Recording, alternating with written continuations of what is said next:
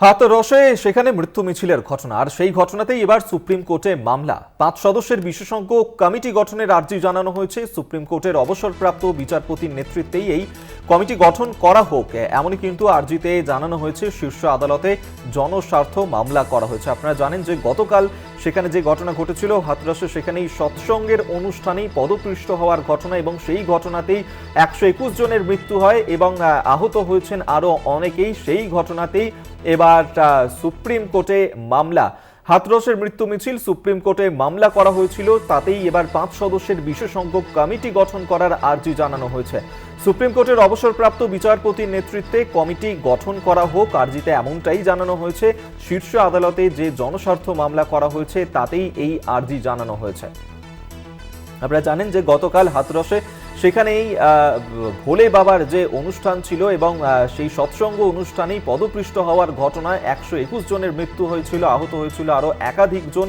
এবার সেই ঘটনাতেই কিভাবে এই বিশৃঙ্খল পরিস্থিতির সৃষ্টি হলো, কোথায় গাফিলতি ছিল, কি কারণে এই ঘটনা ঘটলো, একাধিক প্রশ্ন যেমন উঠছে। এবার সেই ঘটনা নিয়েই একদিকে সুপ্রিম কোর্টে জনস্বার্থ মামলা, আর সেই জনস্বার্থ মামলাতেই আর্জি জানানো হয়েছে যাতে 5 সদস্যের বিশেষজ্ঞ কমিটি গঠন করা হয় এবং সুপ্রিম কোর্টের অবসরপ্রাপ্ত বিচারপতির নেতৃত্বে কমিটি গঠন করা হোক, আর্জি জানানো হয়েছে শীর্ষ আদালতের কাছে।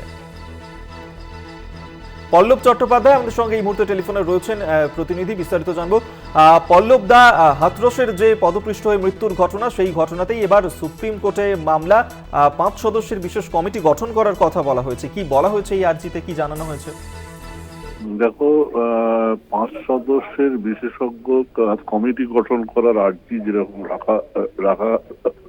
রাখা হয়েছে, তেমনি ওই কমিটিকে সুপ্রিম কোর্টের কোনো প্রাক্তন বিচারপতির নেতৃত্বে কাজ করার জন্য আবেদন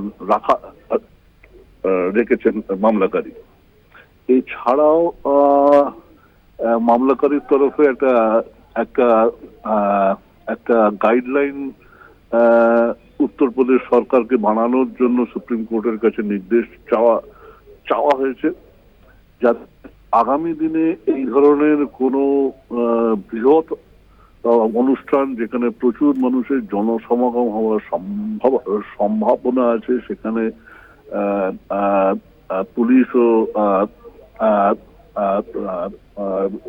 প্রশাসন যাতে উপযুক্ত ব্যবস্থা নেয়, সেই কথা চিন্তা করে আর্জিটা।